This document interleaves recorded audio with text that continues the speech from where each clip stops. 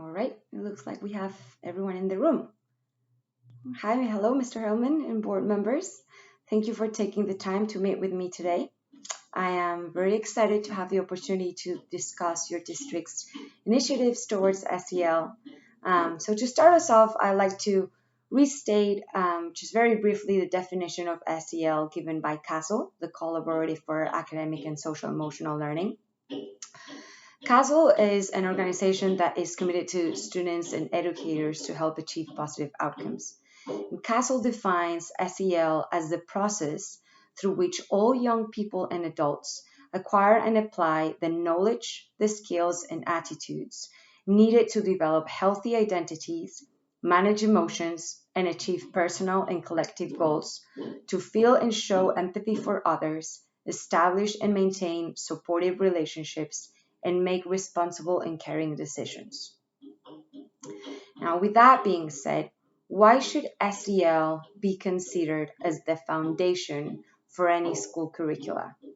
And what is the impact on students' performance and behaviors? And more importantly, the impact on students' learning when adopting an SEL program. So as I've shared in our previous emails and communication reports, research and studies have found that foundational SEL advocates for safe and positive learning environments. So I'd like you to imagine a classroom. Yes, a classroom.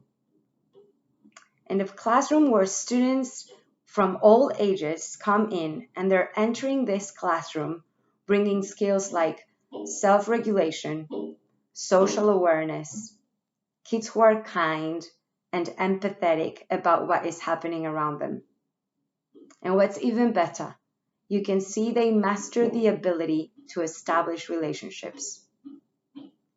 These are students who feel trusted and valued, and they are ready and prepared to experience successful academic goals. Now, who wouldn't want this for their students, right? Let me share a meta-analysis to represent this more clearly. This study shows that SEL interventions using the 5 core competencies have proven to increase students' academic performance by 11 percentile points, as compared to students who did not participate in SEL programs. Now, what are these 5 core competencies, you may ask? Well, according to CASEL's framework, it was identified and developed these 5 core competencies, which may not only be applied in the classroom, but are also encouraged to be shared at home and in students' communities. And they translate to self-awareness. This means that we can understand our own emotions and thoughts and learn how they may influence our behaviors. Self-management. So once we've recognized those emotions and thoughts and behaviors, we'll learn how to manage them efficiently across situations so we can achieve our goals. Third is social awareness. This means your ability to understand perspectives and empathize with others, even in the means of different opinions or points of view, especially within different cultures and backgrounds.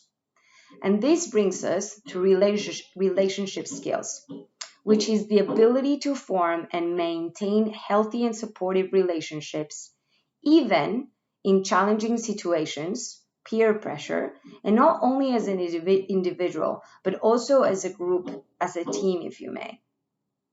And finally, responsible decision making. This skill develops taking care and making constructive choices about social interactions and behaviors throughout a variety of situations.